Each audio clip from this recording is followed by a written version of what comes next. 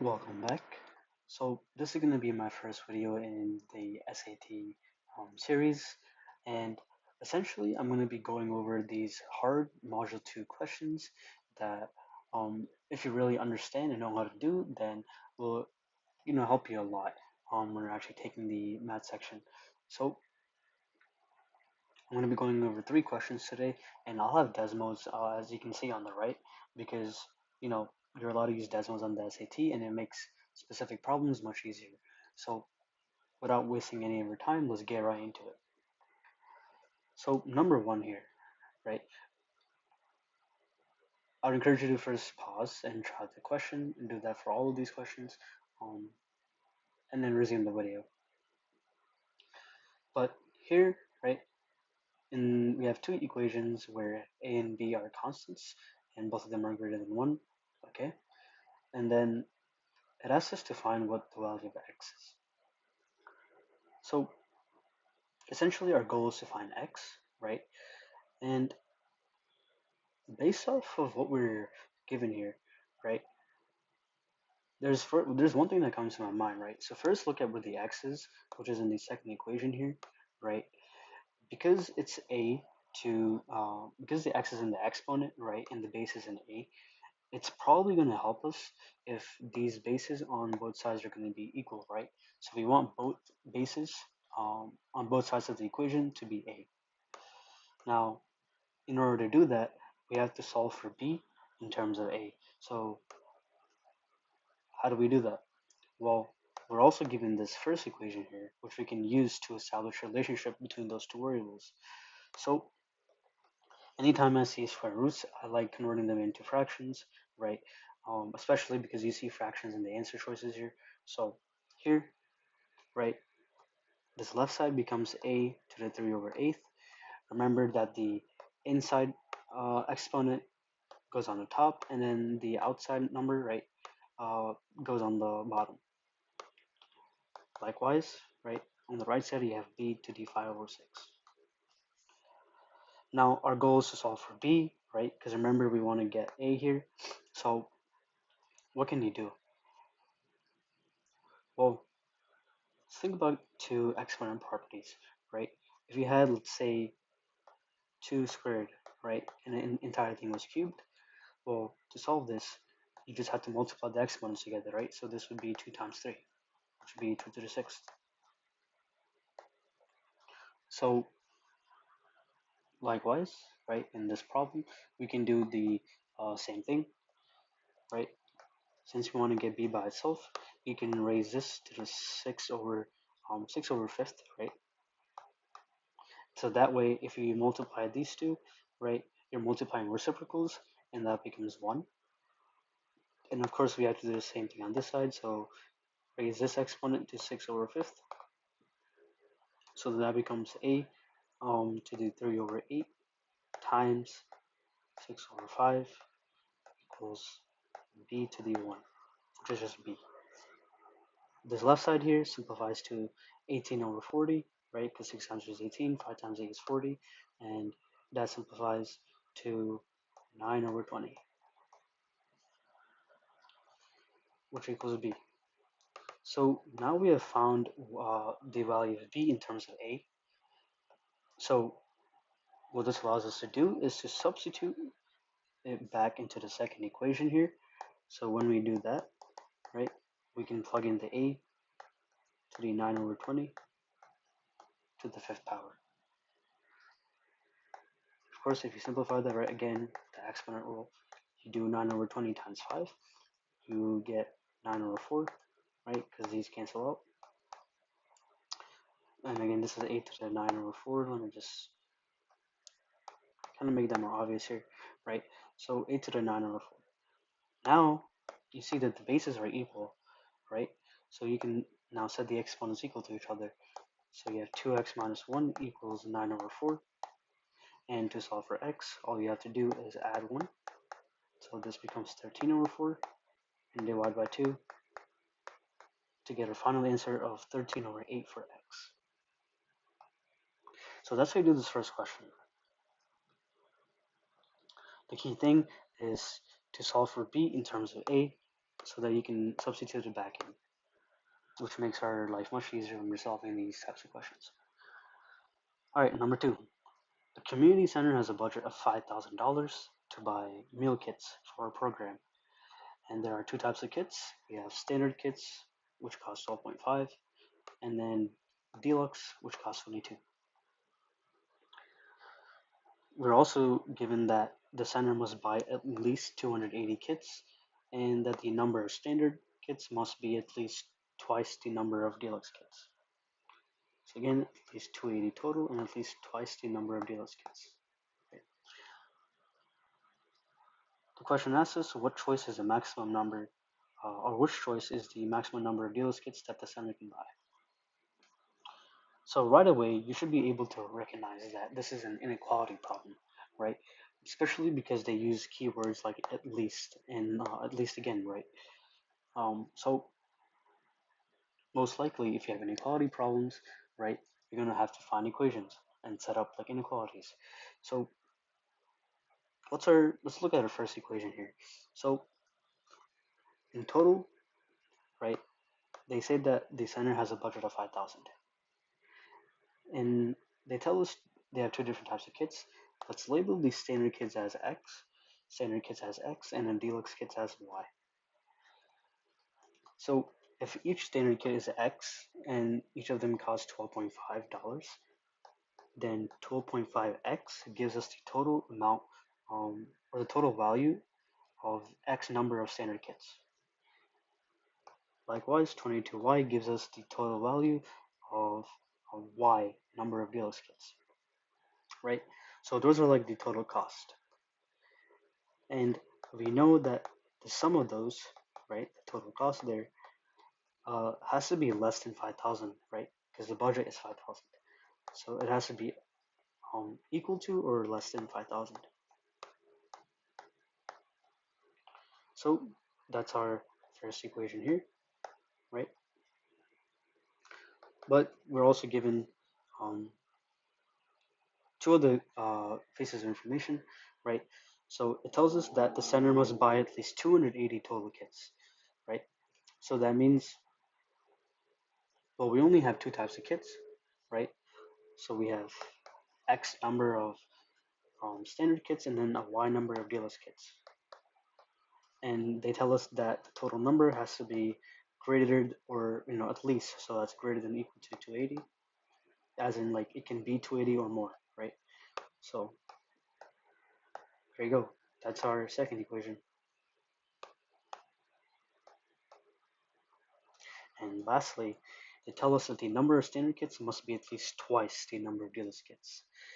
That's just a fancy way of saying that X, right, which is our number of standard kits, has to be greater than at least twice the number of deluxe kits, right? So that's at least 2, right? At least twice, so 2 times the number of deluxe kits, which is Y in our problem. So again, that's our third equation. So we've used all the information they've given us, and our goal is to find what the maximum number of deluxe kits can be. Now, here our deluxe kits are represented by the variable y, so we have to basically find the max value of y. This is where Desmos comes in handy, because now you can kind of type these equations in on the right? So that's exactly what I'm going to do right now, right? So our first one is, of course, the cost. And then our second one is the number. And then the third one is kind of like, again, a relationship they give us, right? So now that we have typed all these into Desmos, right, our goal is to find the max number of y, right? Now keep in mind that we have to meet all program requirements. Now, meeting all program requirements means that all three of these inequalities have to overlap in a specific region, right? And that region here is actually defined kind of by these 4 points. Like those 4 points are the uh, vertices of the region, right? So looking at those 4 points, what is the max y value? Well, the two bottom ones are 0, there's a 93, and then our max value here is 106.4, right? Just around. Um, so we have 106.4. So we're essentially at the answer now, right? Which of these answer choices is closest to 106.4? Well, it has to be B, 106. So again, for these types of questions, the most important thing is to set up your equations the right way and then look at what specifically they're asking you to do with those equations. In this case, we're asked to find the maximum number of y. So we have to make sure that in the overlapping region, right? Remember, the overlapping region just means all program requirements are met, right? So again, you have to find that uh, biggest value in that overlapping region, right? And usually the maximum or minimums are actually on the vertices of the region, right? So that saves your time because you can just look at the borders of the region instead of looking at everything inside, right? In this case, 106 was our max for y. Okay, let's look at our last question here, number 3.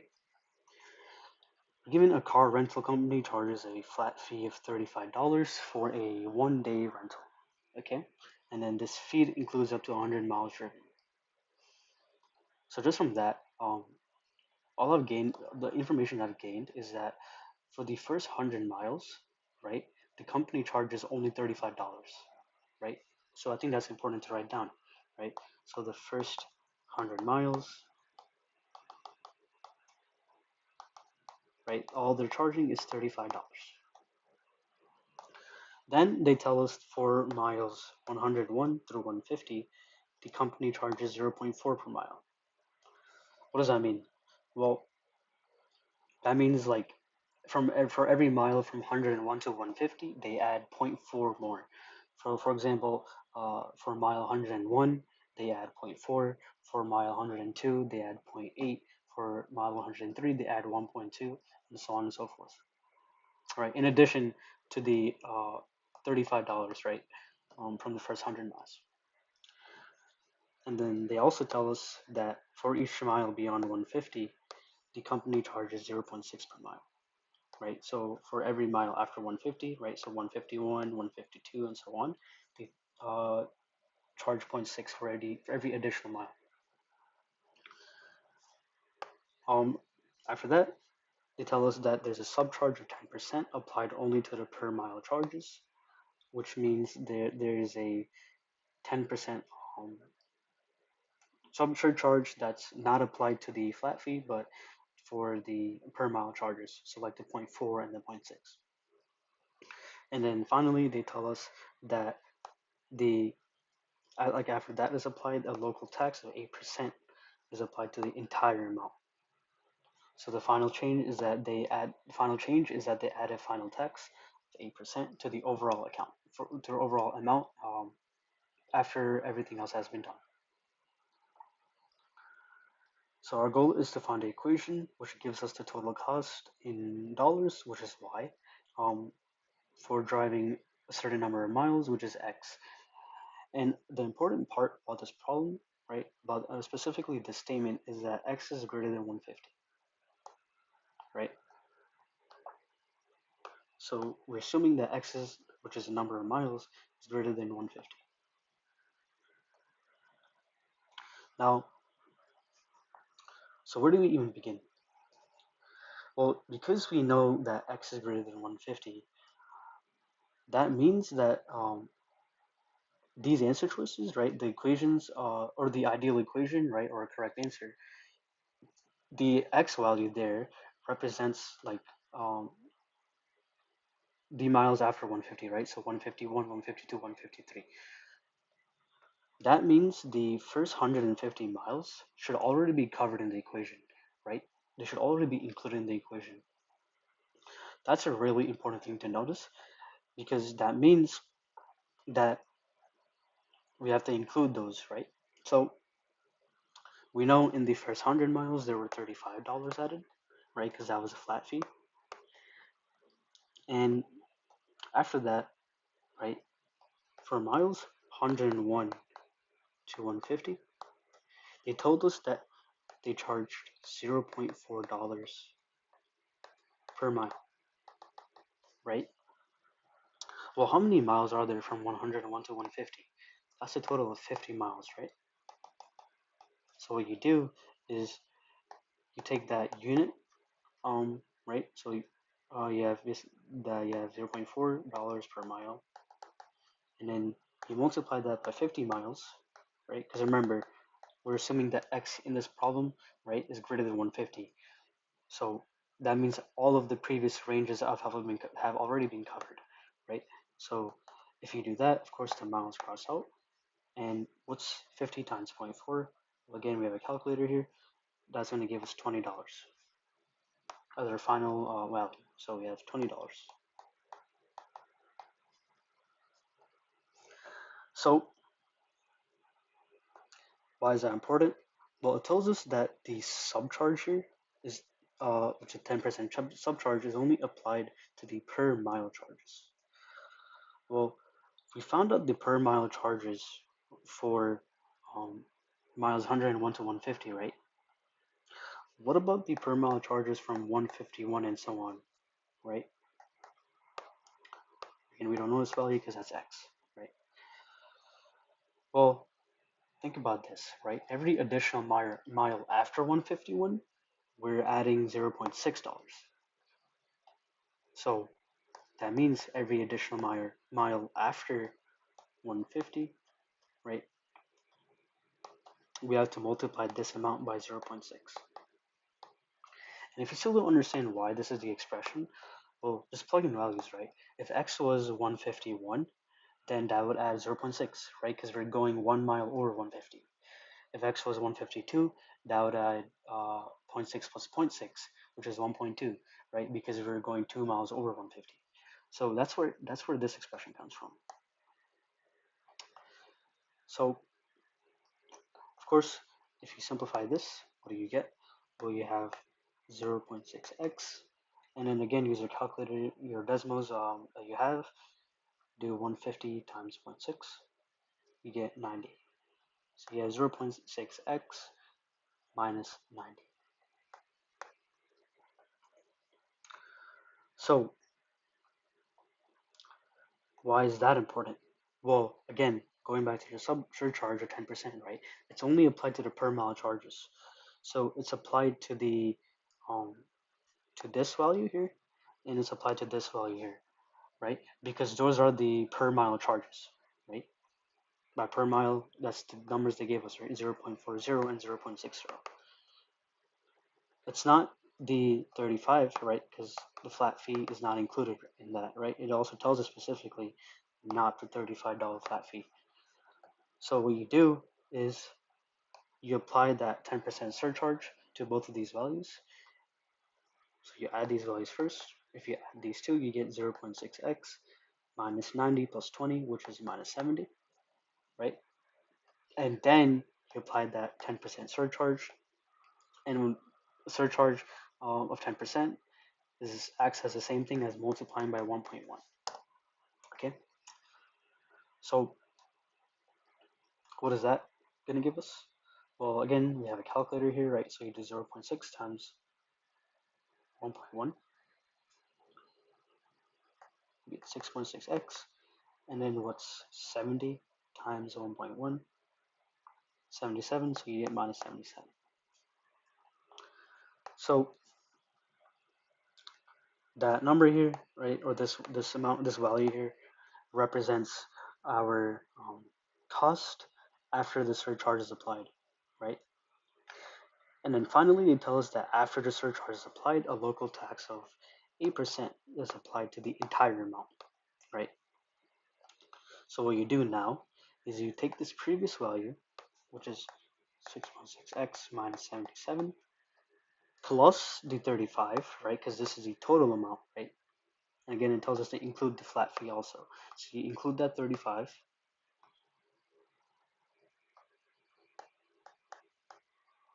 right? So again, that's the total. And we have to multiply that by 1.08 because our local tax is an additional 8%, right? So 1.08. So, well, let's simplify this. What's negative 77 plus 35? Well, that's the same thing as 35 minus 77, which is negative 42.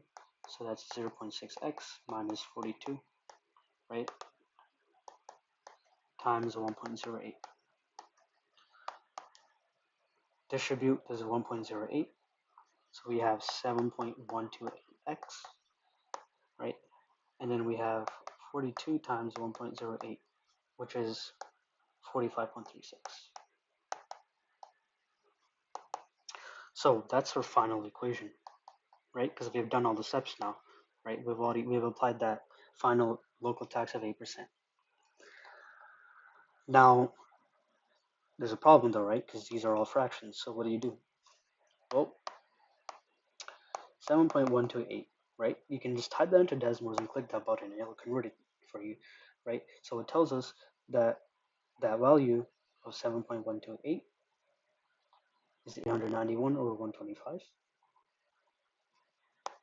and 45.36, if you convert that to a fraction, is 1134 over 25, right? So if you look at our answer choices, well, these two are obviously not right because they don't have the 1134. Neither does B, so we're left with A as our answer choice. My only worry is that it says 1250 here and not 125. But I think that's just an issue we made earlier. Okay, so the problem is that, and I think I know why we're not getting the same value here. It's because 0.6 times 1.1, that's 0.66, but I accidentally put 6.6, right? So we have to actually change that to 0.66x. And of course, that means this is also 0.66x, so is this. And now when you multiply 0.66x times 1.08, right, we do get 891 over 1250. So again, right, this decimal place here moves by 1 and it adds a 0. So yeah, now that actually makes sense why answer is A. So again, I'm actually glad to make that mistake, right? Because you have to be careful when you're dealing with these decimal numbers. Um, just double check that everything is right. But that's how you do this problem, right? It's not too hard once you realize that all you have to do is just break it into smaller steps and follow them carefully, and yeah, that will get you to your answer. So I hope you enjoyed watching this video. If you have any questions about these problems, please leave it down in the comments, and I'll see you next time.